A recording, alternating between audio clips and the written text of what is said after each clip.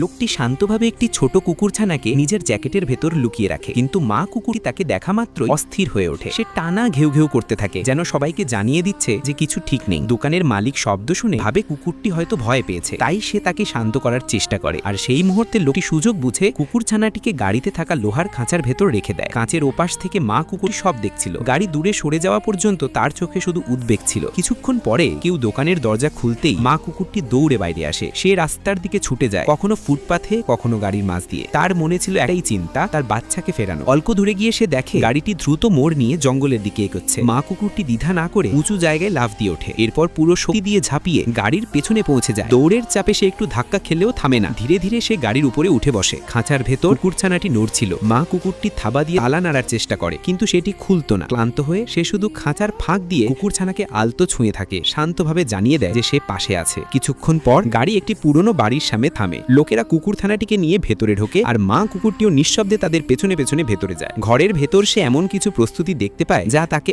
অস্বস্তিতে ফেলেছিল। সে বুঝতে পারে পরিস্থিতি ভালো নয়। সে জোরে ঘেউ ঘেউ করতে থাকে, কিন্তু লোকেরা শুধু হেসে ওঠে, যেন কিছুই ঘটেনি। ঠিক তখনই তার চোখে পড়ে পাশে রাখা কয়েক ঝকঝকে আংটি। এক মুহূর্ত দেরি না করে সেগুলো মুখে তুলে নেয়। আংটি না পেয়ে অস্বস্তিতে পড়ে লোকেরা, আর কুকুরছানাটিকে ফেরানোর ইঙ্গিত দেয়। কিন্তু মা কুকুরটি তাদের ওপর ভরসা করে না। সে আংটিগুলো নিয়ে দ্রুত বাইরে বেরিয়ে আসে। লোকেরা পিছু নিলেও কিছু দূর যেতেই তার খোঁজ হারিয়ে ফেলে। রাত কেটে যায়। সবাই ক্লান্ত হয়ে ঘুমোলে পড়লে মা কুকুরটি ফিরে আসে। নিঃশব্দে ঘরে ঢুকে খাঁচাটি তুলে জঙ্গলের দিকেই যেতে থাকে। বহু চেষ্টা শেষে তালাটি খুলে যায়। কুকুরছানাটি বাইরে এসে মায়ের গায়ে গা লাগিয়ে থাকে। ধীরে ধীরে তারা জঙ্গলের দিকে অদৃশ্য হয়ে যায়, আর কখনো পিছনে ফিরে তাকায় না।